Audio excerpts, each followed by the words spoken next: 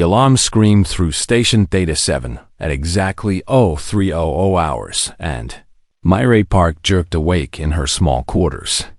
Her hand slapped the communication panel before her brain fully processed what was happening. Red emergency lights flooded the hallway outside, and she could hear the thunder of footsteps as station personnel rushed to their posts. Ambassador Park, this is Commander Tavik. We have a situation in Docking Bay 7. Please report. Immediate Illyria threw on her uniform and ran. Her heart pounded as she navigated the curved corridors of the station. Theta 7 was a frontier diplomatic outpost perched on the edge of known space where a dozen different species tried to build something resembling cooperation. It was her job to represent Earth and humanity in this experiment. And right now, that experiment looked like it might be falling apart. The docking bay was chaos when she arrived. A Velcr cargo vessel sat smoking and damaged in the center of the bay. Scorch marks covered its hull, and one entire wing looked like something had torn it apart with massive claws. Station security formed a perimeter around it, but nobody was moving closer.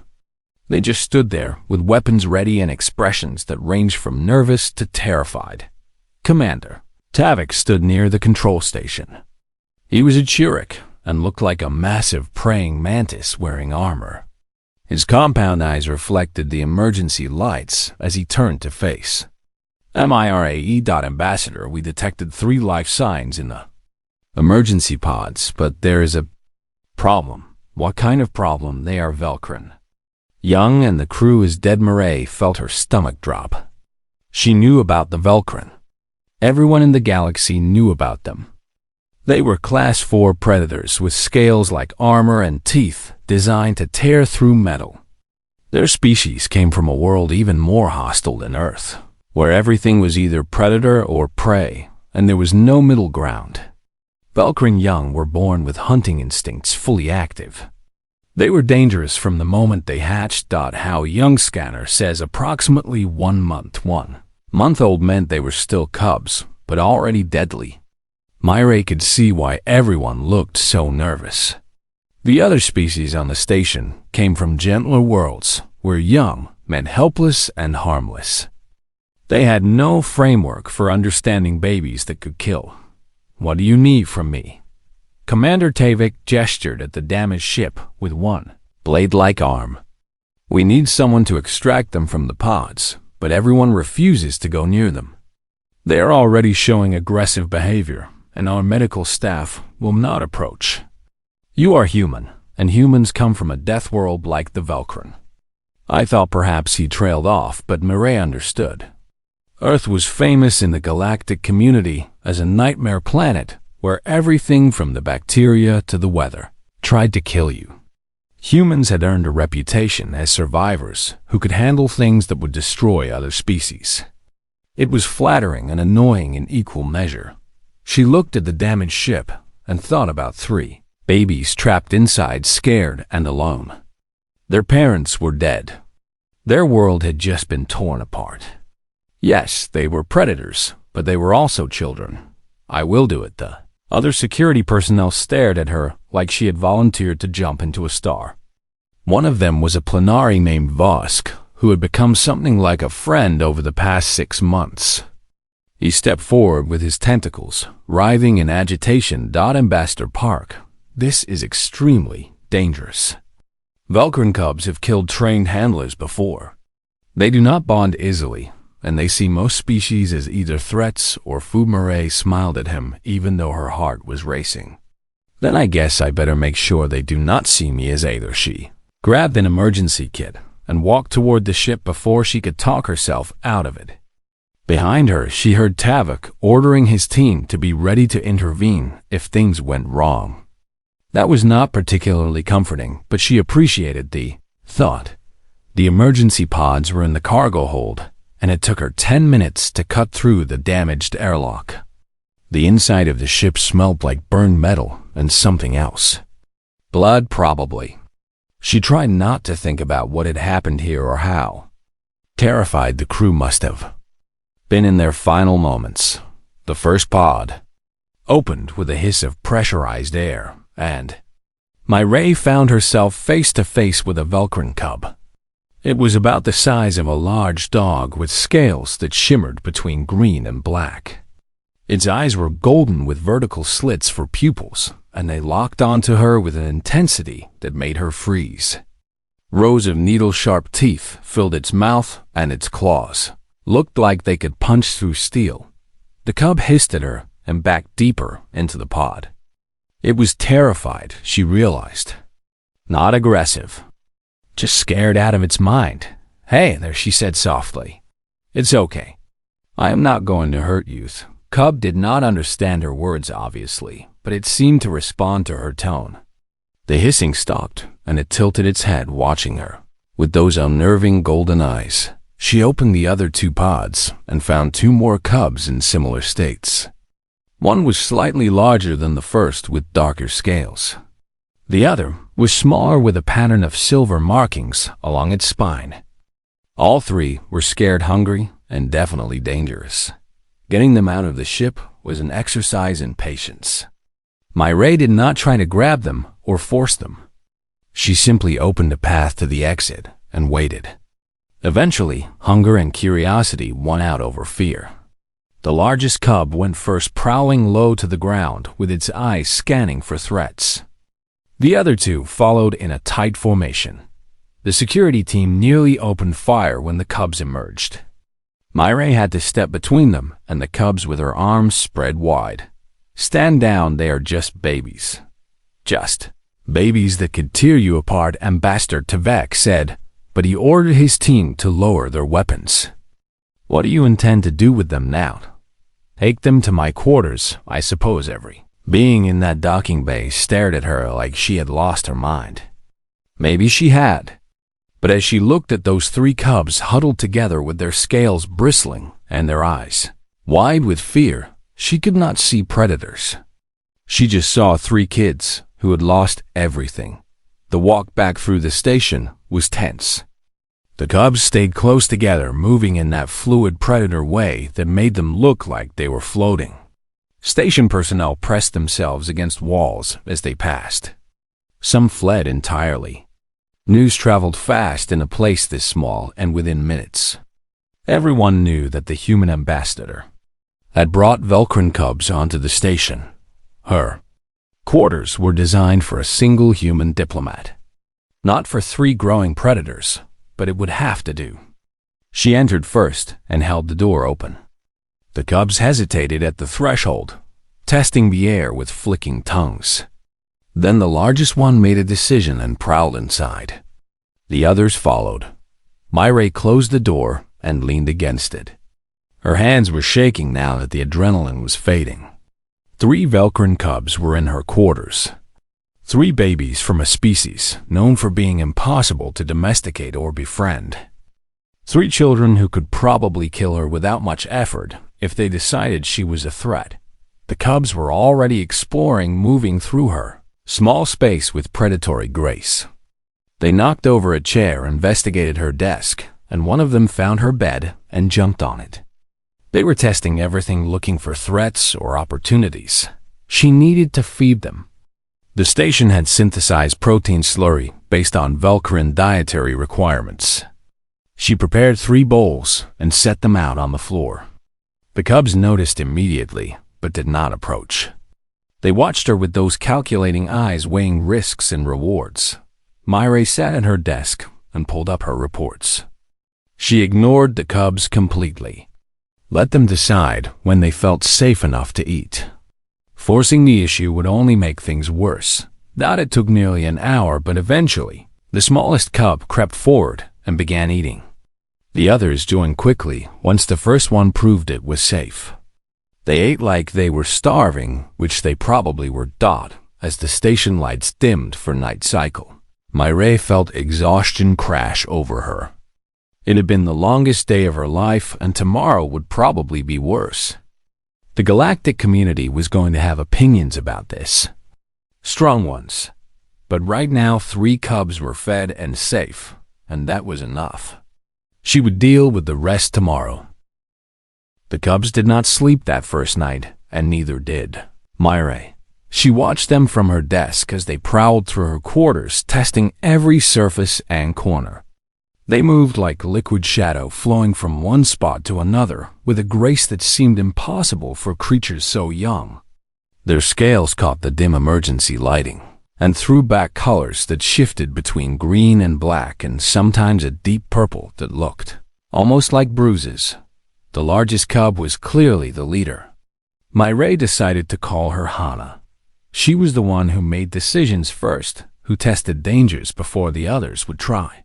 Right now, Hana was investigating the ventilation grate near the ceiling, and Myre made a mental note to request reinforced covers before the cubs figured out they could escape. Through the ductwork, the middle cub was slightly leaner, with a more cautious approach to exploration. Myre named him June. He circled the perimeter of the room, constantly keeping to the walls and watching everything with those unnerving golden eyes. Every few minutes, he would circle behind Myre at her desk, getting closer each time, like he was testing whether she would react. The smallest was Tay, and he worried Myre the most. He had not left the space under her bed since the feeding.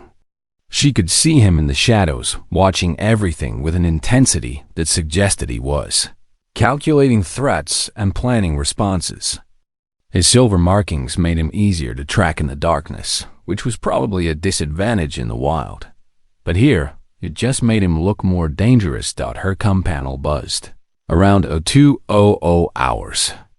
Commander Tavik appeared on the screen, looking like he had not slept either. Ambassador. How are the cubs behaving? They are exploring, but no aggression so far. That is unexpected. Our xenobiologists predicted they would have attacked by now, or at least made threat displays maybe. They are too tired, or too scared to be aggressive perhaps. We are receiving messages from various council members. They are concerned about having Velcr cubs loose on the station. The cubs are not loose, Commander. They are in my quarters, under supervision. Several species have requested that we sedate the cubs and place them in containment until Velcr authorities arrive. Myre felt anger flash through her. Sedation was dangerous for cubs this young, especially when they were already traumatized. Containment would be even worse.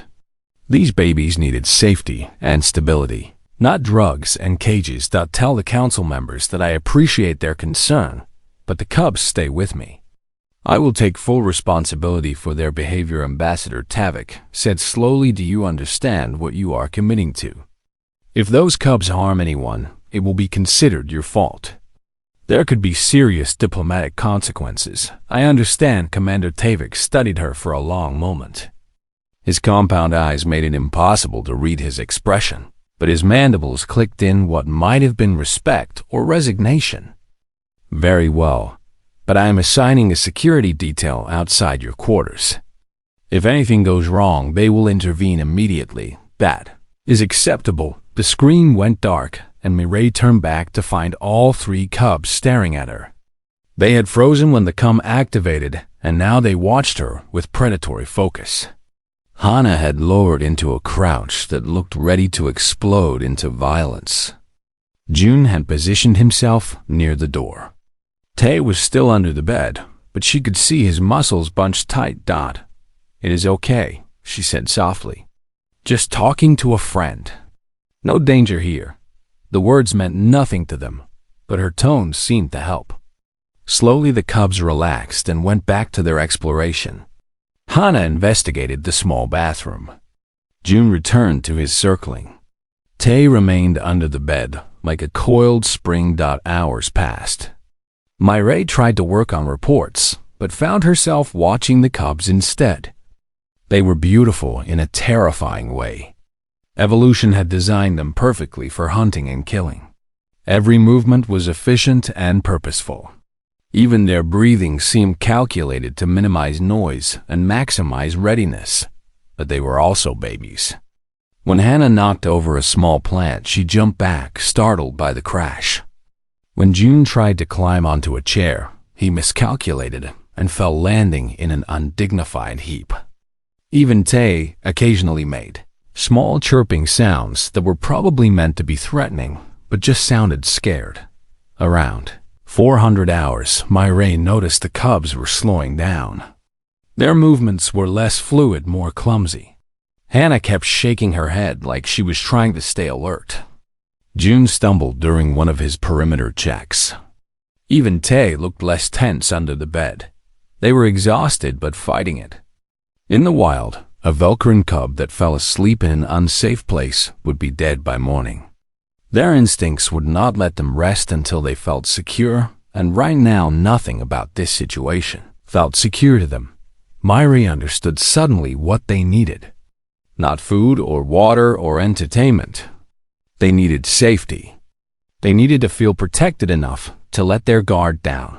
She stood up slowly and walked to her bed. All three cubs tracked her movement with laser focus.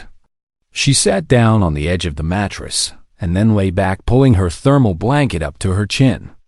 It was a simple quilted thing she had brought from Earth, mostly for comfort during the lonely nights on the station. The room went quiet, except for the hum of life support. Myray closed her eyes and focused on breathing slowly and deeply. She tried to project calm and safety like this was the most normal thing in the world. 3 deadly predators in her room, and she was just going to sleep, because everything was fine. Nothing happened for a long time. She kept her breathing steady, even though her heart was racing. This was possibly the stupidest thing she had ever done. If the cubs decided she was vulnerable prey while sleeping, they could kill her before. She could even call for help. But somehow she did not think they would. There was something about the way they moved around her. Curious but not predatory. Watchful but not hostile. They were testing her, yes, but they were also looking for something. Safety, maybe. Or pack. Or family. She heard movement. Very soft but definitely there. Something was approaching the bed. Myray kept her eyes closed and her breathing steady. Whatever happened next, she had committed to this course. Something jumped onto the bed. The mattress shifted under the weight. She felt the vibration of movement as whatever it was circled once, twice, 3 times. Then it settled near her feet. Warm scales pressed against her leg through the blanket. Myray wanted to look, wanted to see which cub had been brave enough or desperate enough to join her. But she stayed still. Moving now might break whatever fragile trust was forming. More movement. Another weight on the bed.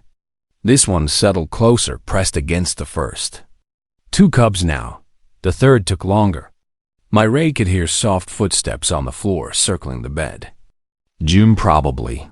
He was the most cautious, the one who needed to check everything twice. Finally, he jumped up lighter than the others. He circled for what felt like forever before finally settling into the space between Myray and the door. 3 cubs. All on her bed. All choosing to be vulnerable near her dot. Very slowly, Myray reached down and pulled the thermal blanket up higher. It covered her completely and draped over the cubs. She felt Tay tense at her feet, ready to bolt. June shifted like he might jump off. But Hannah, the brave one, the leader, made a soft rumbling sound that was not quite a purr, but was definitely contentment. The other 2 relaxed. Within minutes, all 3 cubs were asleep. Not the alert half-sleep of prey animals, but deep exhausted sleep. Their breathing slowed and became regular. Small twitches ran through their bodies as they dreamed about whatever Velcr cubs dreamed about. Myray lay there feeling the weight of 3 predators on her bed and thought about how impossible this was. These cubs should not trust her. She should not trust them. Nothing about this made sense from any logical or scientific standpoint. But Earth had taught humanity some things that science could not always explain. Sometimes survival meant making family out of strangers.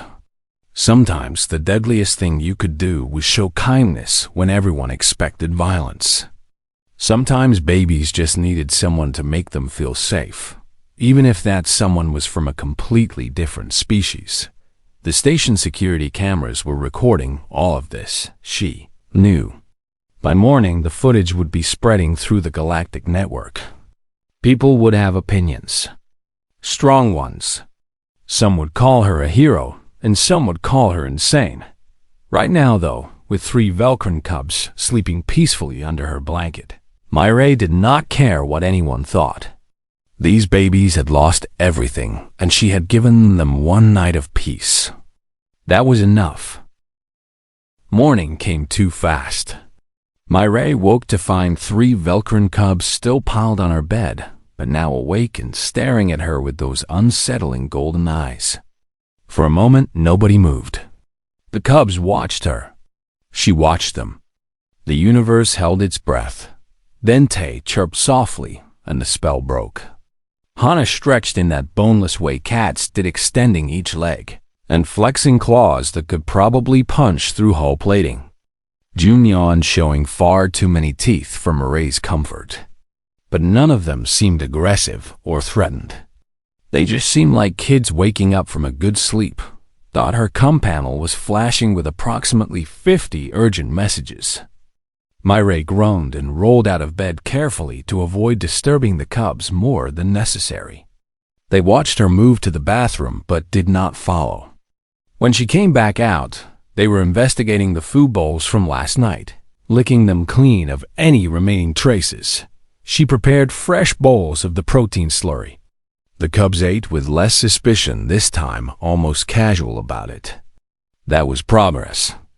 Yesterday, they had treated every action like a potential threat. Today, they were starting to accept that food from her meant safety, not danger. While they ate, Myra checked her messages. Most were from various council members expressing concern, alarm, or outright horror at what she had done. A few were from scientists requesting permission to observe the cubs. One was from Commander Tavik, asking her to report to his office at 0900 hours. The message that caught her attention, though, was from someone named Dr. Yuki Sato. She was a human xenobiologist, working on a research station 3 sectors away. Her message was short and direct. Ambassador Park, I saw the footage from last night. What you did should not be possible. Velcr cubs do not form attachment bonds outside their species, especially not with potential prey species. I need to study this. Please contact me immediately. Myra deleted the message. The last thing these cubs needed was scientists poking and prodding them. They needed stability and safety, not to become research subjects. At 083, she faced a new problem. She needed to report to Commander Tavek, but could not leave the cubs alone in her quarters. They would either escape through the ventilation or tear the place apart, or both. Taking them with her seemed like a terrible idea, but leaving them seemed worse. In the end, she decided to bring them. She opened her door to find 2 security personnel standing guard. They both jumped back when they saw the cubs peering out from behind her legs. I need to go to Commander Tavik's office, she said. The cubs are coming with me. Ambassador, that is not advisable, one of them said. He was a Rellan named Kosk with blue fur and 4 arms. Station personnel are not prepared to encounter Velcr cubs in the corridors. Then, they better prepare fast because we are walking there, right? Now the journey through the station was something Myra would remember for the rest of her life. Word spread ahead of them somehow, and by the time they reached each corridor, it was empty. People had fled to side rooms or taken alternate routes. A few brave souls watched from behind reinforced glass with expressions ranging from fascination to terror. The cubs stayed close to Myra, moving in a tight formation, with Hannah in front, June and Tay flanking her sides. They were protective, she realized. They had positioned themselves to guard her, not because they saw her as pack leader, but because they saw her as pack. As family. Commander Tavak's office was in the central hub of the station. When Myra arrived with her unusual entourage, she found not just the commander, but also 3 council members waiting. They were Voss the planary she knew, plus a Drayan named Kess and a Hyvern called 17 Blue. The cubs immediately went on alert when they entered the room. Hannah dropped into a fighting crouch. June and Tay spread out to cover different angles. Their scales rippled with tension, and small hisses escaped from all three. "Easy," Myray said softly. "These are friends. No danger here." The cubs did not relax, but they did not attack either. That was probably the best outcome she could hope for. Ambassador Park Tavik said, "You have created quite a situation. I rescued 3 orphan cubs, Commander." "That is hardly a situation," Council Member Kess stepped forward. She was a Drayan, which meant she looked vaguely like a bipedal frog with iridescent skin. Her voice was musical and pleasant, which made her words more jarring. "You have violated approximately 17 safety protocols, Ambassador. Those creatures are dangerous. They should be in containment or at minimum sedated until proper Velcr authorities arrive to claim them. Those creatures are children," Myray said, and felt anger rising in her chest. "They lost their parents. They are scared and alone. I am not going to drug them or lock them in a cage. Your emotional response, while understandable, is clouding your judgment," 17 Blue said. He was Hyvern, which meant he looked like a crystalline spider made of living gemstones. "We have received reports that you slept in the same room as them. The same bed, even. This is reckless beyond measure." "Actually," Myray said, "it was probably the smartest thing I could have done," explained Tavek said. Myray gathered her thoughts. She was not a scientist or an animal behaviorist, but she had grown up on Earth where humans had domesticated everything from wolves to wildcats. She understood something these alien species did not. These cubs are predators, yes, but they are also babies. Young creatures need to feel safe before they can rest properly. Last night they were exhausted, but their instincts would not let them sleep, because everything was unfamiliar and threatening. By going to sleep myself, I showed them that this space was safe. I was vulnerable, and nothing bad happened. That gave them permission to be vulnerable too. That makes no sense, Kess said. If anything, your vulnerability should have triggered their hunting instincts. But it did not, Vosk said quietly. He had been watching the cubs carefully, with his tentacles moving in patterns that Murray recognized as deep thought. Because she did not act like prey. Prey runs or fights or shows fear. The ambassador did none of those things. She simply existed in the space, as if the cubs were not threats at all. Exactly, Myray said. Humans learned a long time ago that most predators do not want to fight if they do not have to. Fighting risks injury, even for the predator. If you can show that you are not worth fighting, most predators will leave you alone. Add in food and safety and warmth, and suddenly, you are more valuable as an ally than as a meal. This is speculation, 17 Blue said. You have no scientific evidence to support. The evidence is right there, Myray pointed at the cubs. They chose to sleep with me. They are following me through the station. Hana positioned herself between me and all of you because she sees me as part of her pack now. That is not speculation. That is observation. The room went quiet. The council members looked at each other and then at the cubs. Hannah had indeed placed herself between them and Myray. June and Tay were watching the exits, but kept glancing back at Myray like they were checking to make sure she was okay. Commander. Tavik clicked his mandibles together several times. This is unprecedented. We have no protocols for this situation. Then we make new ones, Myray said. Look, I understand this is strange. I understand it makes people nervous.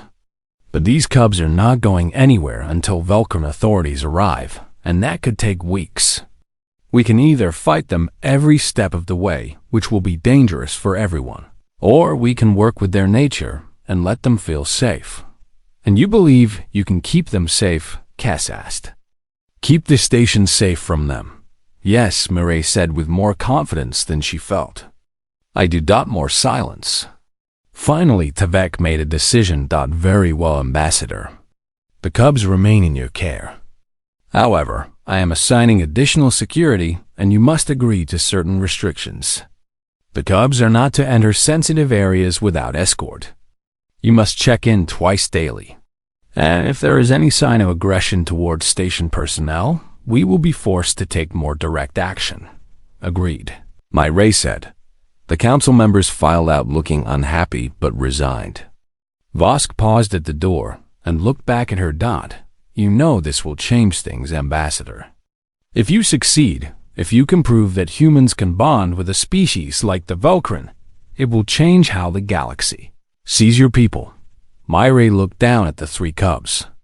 They had relaxed now that the strangers were leaving. Tay was investigating Tvek's desk with curious sniffs. June was watching the door with alert interest. Hana sat at Marie's feet, looking up at her with those golden eyes that somehow seemed less alien now. Good, Marie said. Maybe the galaxy needs to see that family is not just about species. Maybe we all need to learn that sometimes the scariest thing you can do is choose to trust. 2 weeks passed and the galaxy lost its mind. The footage from that first night had gone viral across every major network. Billions of beings watched a human sleep peacefully with 3 Velcr cubs piled on her bed. Scientists argued on discussion panels. Politicians made speeches. Religious leaders from a dozen different faiths declared it either a miracle or an abomination, depending on their particular theology. Myray ignored all of it. She was too busy raising 3 rapidly growing predators. The cubs were changing. Not just physically, though. They were definitely getting bigger. Hana was now the size of a large wolf, with scales that had darkened to deep emerald. June had grown leaner and faster with reflexes that sometimes seemed to border on precognition. Tay was still the smallest, but his silver markings had spread, and now he looked like someone had painted lightning across his body. But the bigger change was behavioral. The cubs had stopped treating the station like hostile territory and started treating it like home. They followed Myray everywhere, but no longer in defensive formation. Now they walked beside her or sometimes in front like they were leading. When other beings approached, they did not immediately drop into fighting crouches anymore. They simply watched and waited to see if Myray considered the newcomer a threat. The station personnel had adapted too. Most people no longer fled when they saw the cubs coming. A few brave souls had even started offering treats, which Myray had to regulate carefully before the cubs got fat. The security detail that followed them everywhere had gone from terrified to almost bored. My RA was in the observation deck working on actual diplomatic business for once when Vosk approached. The cubs were sprawled around her in various positions of relaxation.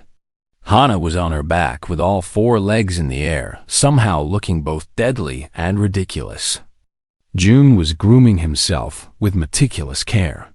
Tay had found a sunny spot near the window and was basking like a cat. Ambassador, may I ask you something? Vosk said. Of course. How are you doing? Thismaray looked up from her datapad. Doing what? He gestured at the cubs with several tentacles. This. All of this? I've been studying Velcr biology and psychology for the past 2 weeks trying to understand. Everything in their nature says they should not bond with you. They are apex predators. You are soft and slow and have no natural weapons. They should see you as prey at worst or competition at best. Instead, they act like you are their mother. Myray set down her datapad and thought about how to explain something she barely understood herself. When I was a kid on Earth, my family had a dog. His name was Max, and he was this huge mongrel thing, part wolf, part shepherd, part who knows what else. Everyone said he was dangerous. Too much wild blood. Too aggressive. But my mom took him in anyway, and you know what happened? He became the gentlest dog you ever met. He let me ride on his back.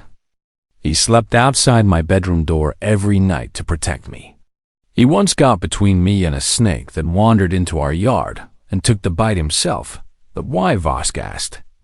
What made him change his nature? My mom said he did not change his nature. He just found a different way to express it. See, predators do not just hunt and kill. They also protect territory and pack. They form hierarchies and bonds. All that aggression and strength can be channeled into protection instead of violence if they have something worth protecting. You are saying the cubs see you as pack more than that. I think they see me as family.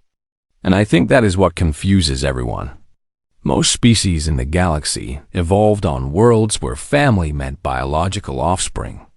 But humans and apparently Velcr evolved on worlds so dangerous that survival meant expanding the definition of family. We learned to adopt, to take in strays, to build families out of whoever was willing to stand with us against the darkness. Vosk was quiet for a long moment. His tentacles had gone very still, which meant he was processing something important. You are saying humans, and Velcr are similar in some ways, yes.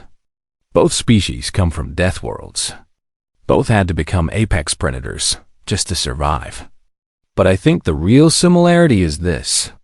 We both learned that strength is not just about being able to kill. It is also about being able to protect. And you cannot protect unless you have something you care about more than yourself. As if to prove her point, Tay suddenly chirped an alarm. All three cubs were on their feet, instantly staring at the entrance to the observation deck. Their scales had gone rigid, and their eyes tracked something Murray could not see yet. Then she heard it, shouting. Someone was angry and getting closer. Velcr merchant burst into the observation deck, followed by two security officers. He was massive, even by Velcr standards, with scars covering his scales and one eye that looked like it had been replaced by cybernetics.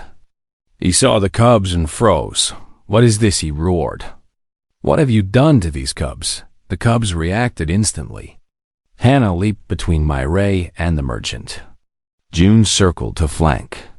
Tay positioned himself to guard the exit. All three were snarling with their teeth bared and claws extended. They looked like they were 2 seconds away from attacking. "Stand down," Myrey said sharply. "All of you stand down right now." The cubs hesitated. Every instinct they had was screaming at them to attack this threat. But they had learned to trust Myrey's judgment. Slowly, reluctantly, they backed off. They did not relax, but they stopped actively threatening. The merchant stared at them in shock. Then he looked at Myra. "How did you do that?" To what he pointed at the cubs. "I am Velcr. I smell like their own kind. I should trigger pack recognition behaviors. Instead, they almost attacked me to defend you." "What have you done to them?" "I have not done anything to them," Myrey said calmly. "I fed them, kept them safe, treated them like the children they are. They bonded with me because I was here when they needed someone. Impossible. Velcr cubs do not bond with aliens. They do not bond with anything except their birth parents, and even that is tenuous. You must have used some kind of drug, or conditioning Commander Tavik had arrived with more security."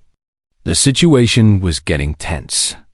Myrey could feel it in the way everyone was positioned ready for violence. "No drugs," Tavik said. "We have monitored the cubs constantly. Ambassador Park has simply cared for them. Nothing more." The merchant looked like he wanted to argue, but the evidence was right in front of him. 3 Velcr cubs willing to fight one of their own kind to protect a human. It contradicted everything their species believed about themselves. "This will have consequences," the merchant said quietly. "My people will want to understand this. What you have done here changes things." "Good," Myrey said. "Maybe things need to change." The merchant left, but the encounter shook everyone. Word spread quickly through the station and then beyond. A Velcr merchant had challenged a human over Velcr cubs, and the cubs had chosen the human. The galaxy had never seen anything like it. That night, Myrey sat in her quarters with the cubs piled around her as usual. They were restless after the confrontation, still keyed up from the near violence. She stroked Hana's scales and felt the tension slowly drain away. June pressed against her side, seeking comfort. Tay curled up in her lap, something he had not done since he was much smaller. "You know what is funny," Myra said to them. "Everyone keeps asking me how I did this, how I made you trust me. But I think you did all the hard work. You were the ones who decided to take a chance on someone who looked nothing like you. You were the ones brave enough to be vulnerable. All I did was show up and try not to mess it up too badly." The cubs did not understand her words, but they understood her tone. Hannah made that rumbling not quite purr sound. June chirped softly. Tay kneaded her leg with claws that were thankfully retracted. Outside her quarters, the galaxy was debating what this meant for human-Velcr relations. Scientists were writing papers. Politicians were making plans. Everyone had opinions about what should happen next. But in this moment, with 3 predator cubs seeking comfort after a scary day, Myra knew the truth. This was not about politics or science or even species. This was about 3 kids who needed someone and 1 human who decided that was enough reason to care. Everything else was just noise. 3 weeks after the rescue, a Velcr diplomatic vessel entered the system. It was massive and beautiful in a terrifying way. The hull was covered in scales like actual armor, and the weapon systems were visible even to the naked eye. This was not a ship designed for peaceful trade. This was a warship pretending to be diplomatic. Commander Tavik called Myra to his office immediately. When she arrived with the cubs, as always, she found not just the commander, but also every council member and several people she did not recognize. The tension in the room was thick enough to cut. "Ambassador Park, we have received communication from the Velcr vessel. Ambassador Crash himself is coming to retrieve the cubs. He will arrive within the hour." Myra felt her stomach drop.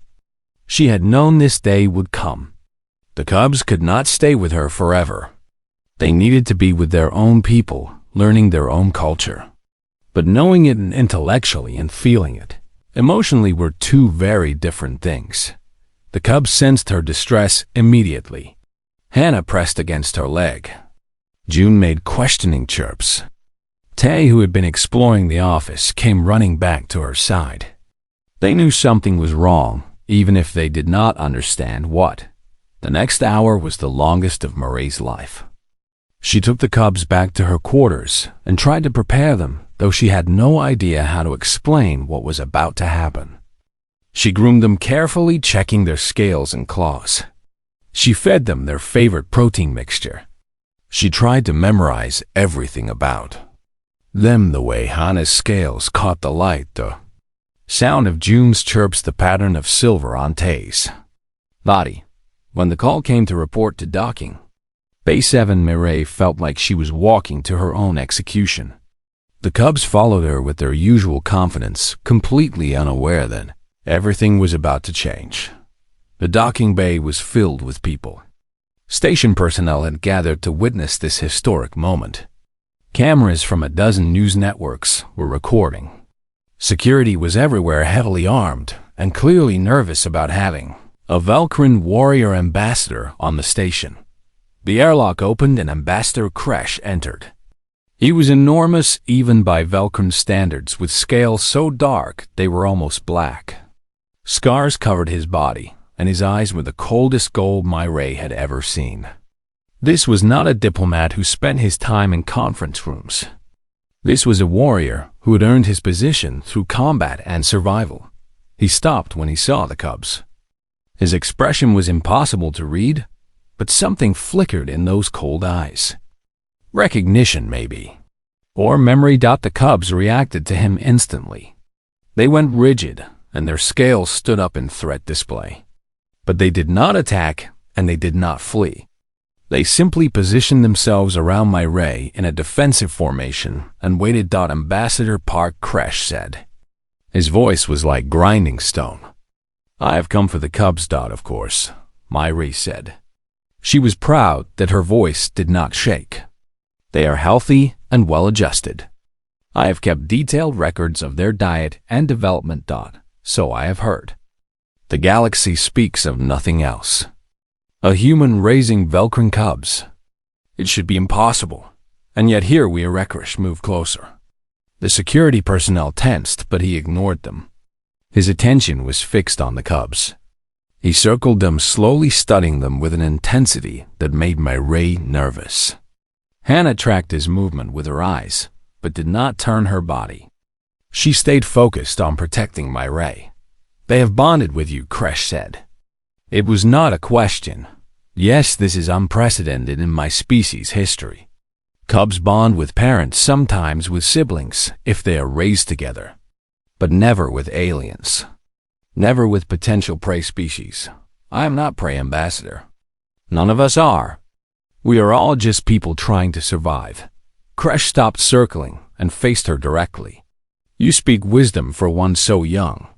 Tell me, how did you earn their trust? I did not earn it. They gave it to me.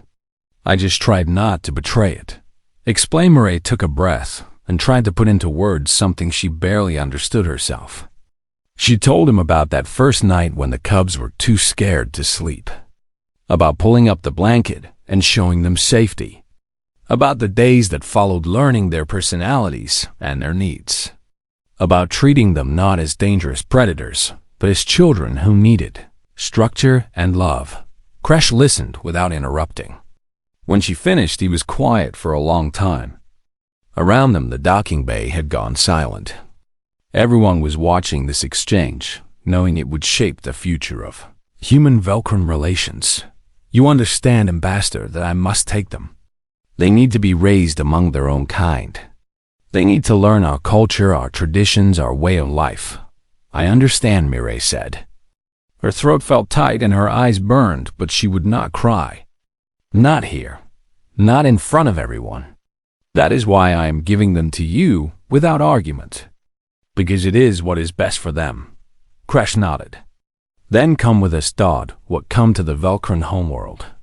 Be their guardian until they reach maturity. They have bonded with you in ways I have never seen.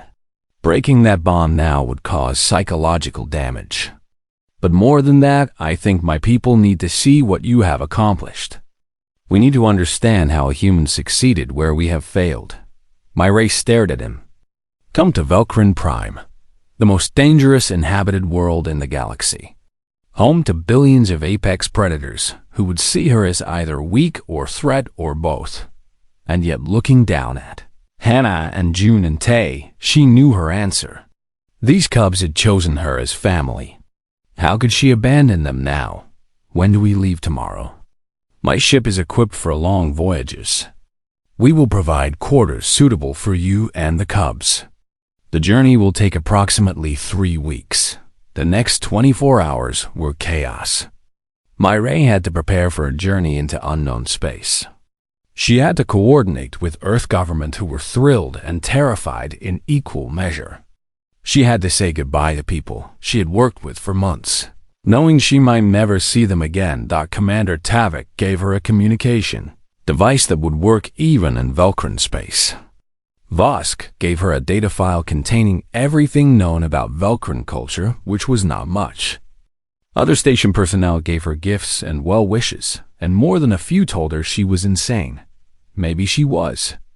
But when she looked at the cubs sleeping peacefully in her quarters, one last time she knew she was making the right choice. The Velcr ship was nothing like human vessels. Everything was scaled for beings much larger than her. The corridors felt like canyons. The crew moved with predatory grace that never stopped being unnerving. But they treated her with a respect she had not expected. Word of what she had done had spread even among Kresh's crew. Her quarters were huge, with high ceilings and reinforced walls. There was a sleeping area large enough for her and 3 growing cubs. There was even a viewport showing the stars streaming past as they entered faster than light. Traveled out, the cubs adapted quickly. They explored the ship under careful supervision. They met other Velcr with varying degrees of success. Some of the crew were fascinated by them. Others were clearly disturbed by how attached the cubs were to Ray. Kresh visited often. He would watch the cubs play and ask Ray questions about their behavior. Slowly, over many conversations, she began to understand what she had stumbled into. Velcr society had a problem. Their young were so dangerous, so difficult to raise that many cubs did not survive to adulthood. Not because of external threats, but because they could not form the bonds necessary for healthy development. The Velcr had become so focused on strength and independence that they had forgotten how to be vulnerable enough to trust. But here were 3 cubs who had learned to trust, who had formed bonds with an alien who had every reason to fear them. It challenged everything the Velcr thought they knew about themselves. "You are showing us what we have lost," Kresh said one evening. He was watching Tay play with a small ball Mireille had made from spare materials. "We became so afraid of weakness that we forgot weakness is necessary for growth. Your species understands this. You survived Earth, not by becoming invulnerable, but by learning to trust each other. Humans learned that family is not a weakness," Mireille said. "It is the greatest strength we have done." As they approached Velcr Prime, Mireille stood at the viewport with the cubs pressed against her. The planet was beautiful and terrifying. Green and black continents, violent weather systems, oceans that looked more like boiling cauldrons than water. This was where Hannah and June and Tay would grow up. This was their heritage, their home. But as she pulled her thermal blanket around all of them one more time, feeling them settle into peaceful sleep, she knew something important. Home was not just about where you were born. It was about where you felt safe. And for these 3 cubs, at least for now, home was wherever she was. The ship descended through the atmosphere toward a future none of them could predict. But whatever came next, they would face it together. Human and Velcr. Family not by blood but by choice. And really, Mireille thought as she drifted towards sleep with 3 predators piled around her, that was the most human thing possible. Taking the most unlikely creatures and deciding they were worth loving anyway.